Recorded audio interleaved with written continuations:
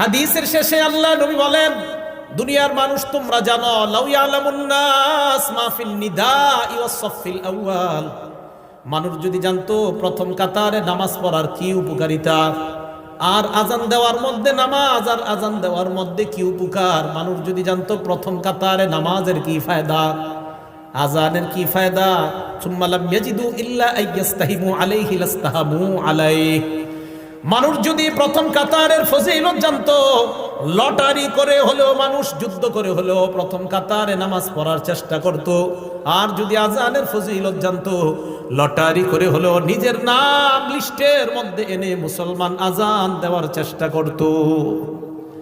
তাহলে আপনারা যদি জানতেন ফজিলত, নবীজি বলেন মানুষ বুঝতেছে না কেন যে প্রথম কাতারের ফজিলত, আজানের কি পরিমাণ ফজিলত, এগুলা মানুষ খুব মুয়াজ্জিনের অপেক্ষায় থাকে।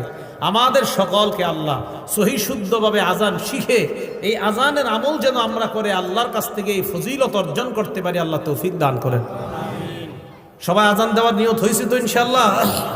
এইগুলো 2 নাম্বার। 3 নাম্বার, আজান যে ব্যক্তি দেয় কিয়ামতের ময়দানে তার গলা সবচেয়ে লম্বা হবে।